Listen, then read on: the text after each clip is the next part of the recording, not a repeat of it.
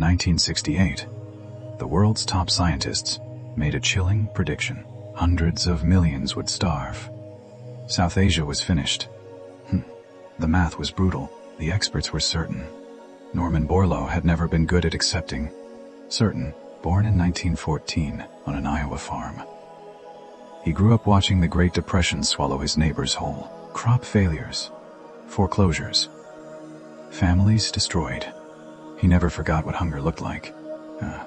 After earning his PhD in plant pathology, he took a job in 1944 that colleagues called career suicide. Fix wheat production in Mexico. The soils were wrecked. The climate was brutal. Traditional breeding took decades. Mexico needed miracles, minus not scientists. Borlaug gave them both. He developed shuttle breeding, minus growing 2 wheat generations per year in different climates. Critics laughed. You can't rush nature, they said. He rushed it anyway.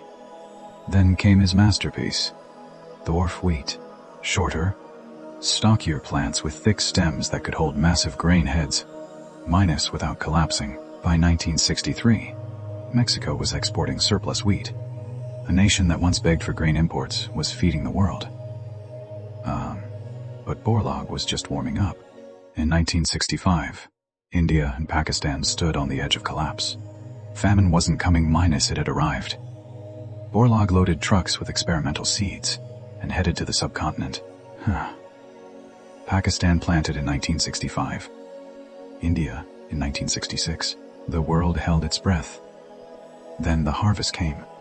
Pakistan's wheat yield surged from 4.6 million tons to over 8 million in 5 years. India rocketed from 12 million to 20 million tons. The predicted famine never came. History called it the Green Revolution. Conservative estimates say Borlaug saved over 250 million lives. Some researchers put the number at 1 billion. 1 billion human beings, minus who lived instead of died. In 1970, he stood before the Nobel Committee in Oslo. His words were simple. You can't build peace on empty stomachs. He spent his final decades fighting to bring that same revolution to Africa, training farmers, battling bureaucrats, refusing to retire, refusing to slow down. He worked until his body failed him at 95. Norman Borlaug died quietly in September 2009. No National Day of Mourning. No wall-to-wall coverage. Just a small obituary for a plant scientist. But right now, minus in wheat fields from Punjab to Sonora. Minus his legacy rises golden in the sun. The greatest heroes are often the ones we never think to celebrate. Until someone decides their story deserves to be told.